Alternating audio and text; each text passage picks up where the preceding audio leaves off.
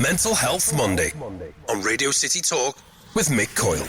Radio City Talk. Time for Mental Health Extra on Radio City Talk. It's a follow-up to yesterday's Mental Health Monday. That show is available to download as a podcast. That's a listen again function, which you can get via any search engine. Just type in Mental Health Monday podcast and you get all the previous episodes. You can hear Liam Kelly's story. Liam was a brilliant guest on the programme as well. Fascinating insight into his life, which starts out with him playing ultimate frisbee in Japan. His mental health journey takes a different step from there. He sets it all out in this week's Mental Health Monday podcast, which you can check out via your podcast provider. We talk Mental Health Extra on a Tuesday. Jake Mills from Chasing the Stigmas in the studio. Jake, it's great to see you. And you? I wasn't expecting the stories to begin with frisbees or throwing discs, because I think frisbee is a brand name. That's where Liam's story began, and he had an existence which was about travelling, seeing the world. Then came back to find himself working on his own within an environment of bedroom in one room, desk in the next room. And actually, that was a huge curveball. He likened it to, a comedian or a rock star who goes up on stage, performs, and then finds themselves back in, a local hotel without the screaming crowds there as well. And it can make a big difference. It might not be the total reason why somebody might have a mental health crisis, but you can understand the extremes of the environment there. Yeah, it's definitely a huge contributing factor. And I can relate to that in terms of being a comedian, going back to a hotel room. I just can't relate to the screaming crowds. But it's a contribute. It's that isolation. It's that change in a change in your life, like that, whether it's an event that's happened, whether it's a change in circumstances, they are massive contributing facts, because you're having to change so much about yourself, your expectations, and especially the isolation of working alone. And I know he went on to talk about that in more depth, but they're definitely contributing facts. But it's important as well, because this is what this show is all about. It's about looking at it from different angles, looking at it for different reasons. People will make assumptions all over the world about what mental health is, what depression is, what anxiety is, and what the contributing factors are to that. And it's important for us to talk about it. If somebody is struggling with the mental health, whether that's depression, people will look for a reason, and they'll look for an obvious reason. And one of those obvious reasons might not be, well, he's come back and he's working doing this now, but it absolutely is one of the reasons that can contribute. And I guess as well, changing circumstances, changing environment. As part of Liam's story, he touched on the fact he had 2 deaths of people who were prominent to him, close to him.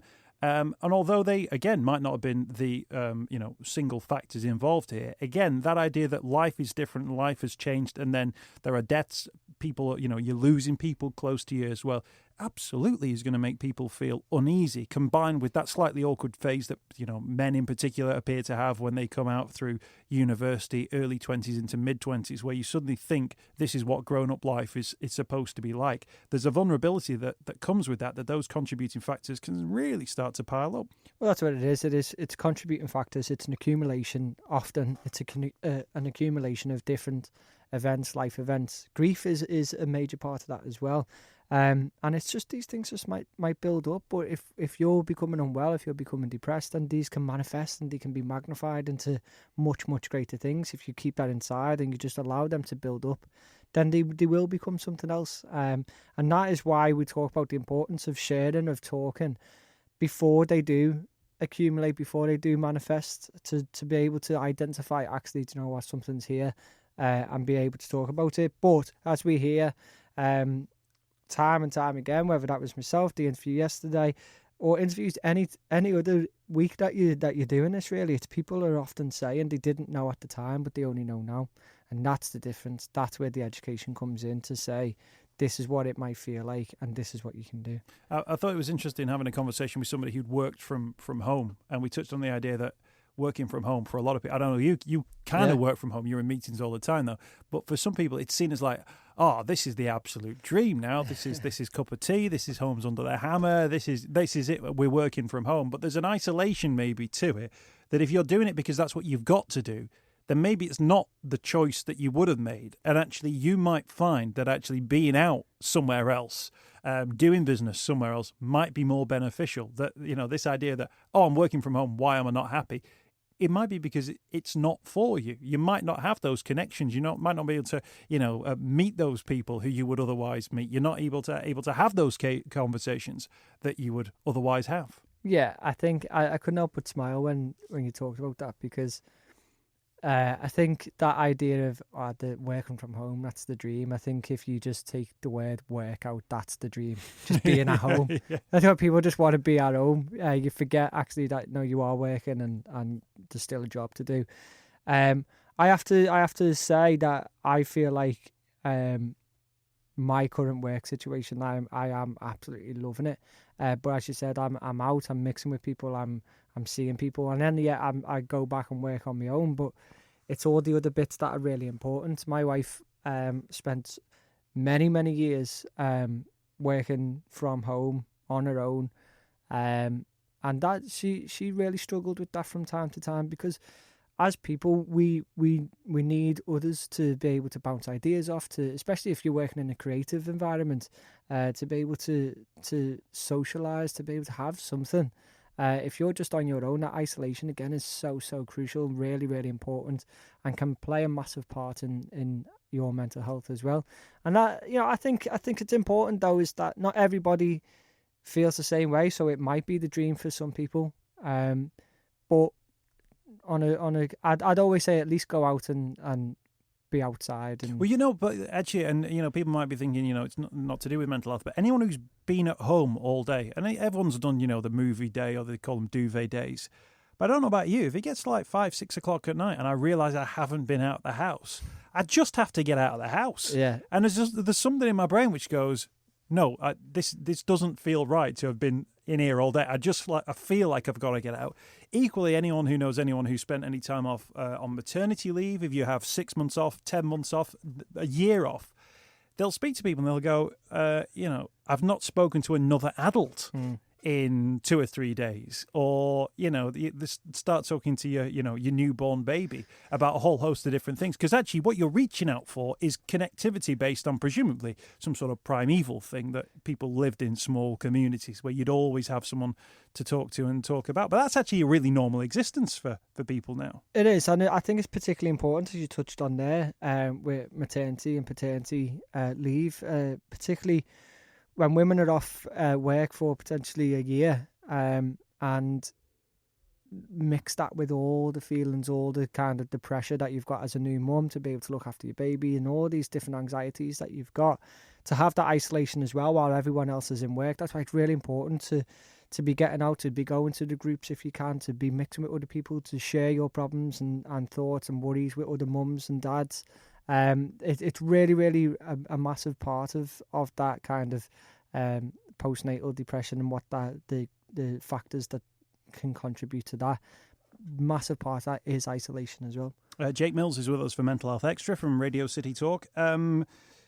Anxiety and agoraphobia. It's a really interesting one, this one. That anxiety, everyone gets anxious about certain things, but when anxiety becomes a real problem for people, it can be hugely debilitating. It can also close options to you as well, that you turn down opportunities that you otherwise would have got to avoid those feelings of anxiety. Something we've touched on before in terms of your own experience about doing things, not doing things, making decisions. I always get the sense with anxiety that it's almost like a gateway mental health issue that can lead to other things, that anxiety, if not dealt with at an early stage, can cause other problems, because by its very nature, you're closing off opportunities, you're closing off options. And it's maybe one of those things which, if nipped in the bud, if dealt with at a very early stage, can actually be hugely beneficial and save you a whole world of pain. Yeah, it's. I always think that anxiety is one of the best examples for that cross between physical and mental as well. Anxiety can just be absolutely. It really is kind of heartbreaking, the things that it can prevent you from doing, and as you said, the cutting yourself off from so many opportunities, from social opportunities, and being around people who you want to be you like and want to be with, to opportunities for career, for anything, personal drive. But I just think often anxiety, I agree with what you're saying, but often as well, anxiety will be there as well as the other issues that you have. So say, for example, it goes hand in hand with depression, and that combination of depression and anxiety can just be a formula that's absolutely horrific. Absolutely. But in Liam's story, he pointed out the fact that just the idea of sitting in a doctor's waiting room to tackle various mental health issues was almost scuppered by the fact that the anxiety and agoraphobia were preventing him, or wanted to prevent him from even leaving the house. Yeah, or he didn't even want to say over the phone either. That I think I don't know if he said suicidal feelings, but he said I didn't want to say it over the phone. Like it's not just preventing you from opportunities, but preventing you from getting help as well. That's one of the things that we try to address as well with the Hub of Hope. One of the anxieties that I had was kind of, and still have, I suppose, is meeting new people and going into meetings, and particularly if you've never been to that building before, or you've never met them before. And that's why on the Hub of Hope you'll have a street view of all the services that are available, because I want people to be able to say, right, how am I getting there? What does it look like? I don't want to be hanging around outside trying to work out if this is the building. We wanted to make it as easy as possible for you to plan ahead to try and tackle those anxieties about going there. But yeah, it is really a really, really common thing, but it can become such a devastating condition to have. Jake, there was another story I wanted to touch in, with you on a Mental Health Extra this week, and it's one of those stories which, it's the kind of story which would appear, and I don't know if this is the case in certain newspapers, and it would come with this sort of warning and a think piece by some sort of, how do we say, paid columnist, somebody paid to have strong opinions about things, and it was about blue badges. Disability badges, which are, a bone of contention across various different things. Who gets them, who doesn't get them, when you can get them, who can park there, whether or not there's room to park there, whether or not you've displayed correctly, and all that kind of thing as well. There's always been, people know about blue badges. And an idea that actually you might introduce blue badges for people who had various mental health issues, and about whether or not that scheme will be beneficial to people. And I don't know about you, but I can almost hear people complaining about this and the sort of things that they'll say. And maybe that's just me being very cynical about what people would think. But you know what I mean? That idea of, well, really? Can you not walk very far? But there's going to have been benefits to this, aren't there? And there will be benefits to it. I think Scotland have already got something in place where you can have it. This idea of, not all disabilities are visible, I think is a phrase which people are starting to learn a little bit. But what do you make of the idea?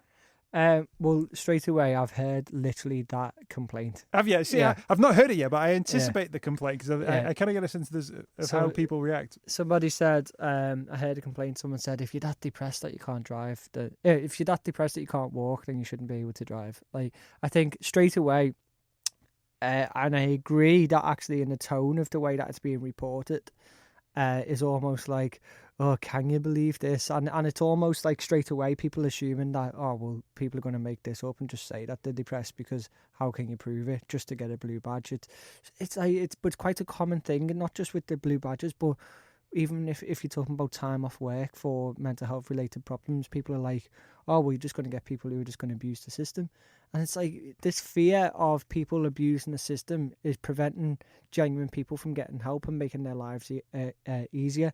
So, this is not just going to be a case of filling out a form and clicking a button that says, I'm depressed, can I have a blue badge? But what it will do is it will enable people to live a bit of a easier life. It's not just for the people who, say, would be driving themselves. It's for care workers, it's for social workers to be able to use to take you to appointments, to take you to do vital things. It is actually a really, really good idea. Now, I think maybe what they could do a better job of is explaining why it's a good idea and explaining how it's not just going to be abused, because we know that blue badges are abused anyway. But I think they probably could do a better job of explaining exactly why it is a good thing. But I do think that Scotland do use it at the moment. Yeah. Because that is not about the stigma of mental health, isn't it? That's something we do very differently in society, which is complain about other people getting a so-called benefit. Yeah. As if walking literally another 50 yards in a supermarket is any difference makes any difference to anyone. You know, that's the nonsense of it. But that falls into 1,001 different things with people going, if you can't find work, we'll give you money. And then people go, yeah, but what if you just pretend you can't find work just so you get the money? Right.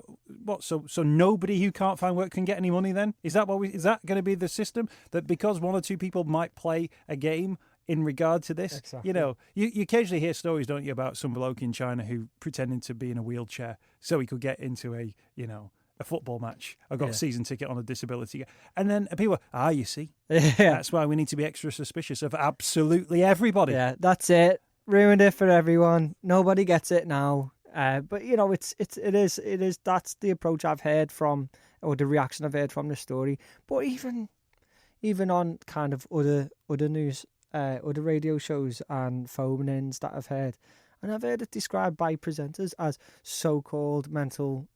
So people will be able to apply for blue badges for so-called mental disabilities or illnesses, and you're like, even the way you're reporting it, you're setting it up for this idea that people are just going to make it up because no one will be able to see that you've got a limp, you know. So if it's mental, then that's fine. You can just put an application in and be able to get away with it. And then you're getting people as well who are complaining about, well, I have this physical disability and I'm not allowed to get one. So why is somebody getting one for being depressed? It's not an idea. It's not this idea that someone's just going to get something for being depressed or being anxious. You know, there's certain levels, but it will make their lives easier. It will make their lives better, and that's what it's all about. Yeah, but also it does that thing, doesn't it, which it allows, you know, the right wing side of the press to actually turn around and go, look, these lot are getting something that you're not getting, all because they are X, Y, and Z. And actually, if there wasn't the stigma, and the stigma comes from this, that people will go, yeah, but that makes sense because I'm educated about this, and I know people who have talked to me about this, and actually this might be beneficial to them. There'd be, I would imagine, the vast, vast majority of people who have any kind of mental health issue in their life would think, well, actually, that probably wouldn't be relevant to me. That actually that car park thing is you know, not an issue. So therefore, I don't need to apply, and therefore, somebody who does need it, or someone who's just blagging, can actually get that pass in the same regard. But actually, it becomes this thing of, look at these, quote, victims. Yeah. Well, that's what I was about to say, is that it is victim blaming. It's saying, you know, look at these, and they don't have to pay for it. They can park wherever you want, and you have to go and pay £5 an hour. And look at them. What have they got wrong with them? Have they even got anything wrong with them? Well, that was the one, but that was in the newspapers just a few months ago of a female police officer. Don't need to say female. A police officer who had time off work with stress, but she'd gone on holiday, and there was a photo of her on a beach on holiday, and they were going, look at her, off with so-called stress. And I think, look, if I'm feeling stressed, where's the number one place I want to be? Go and get better.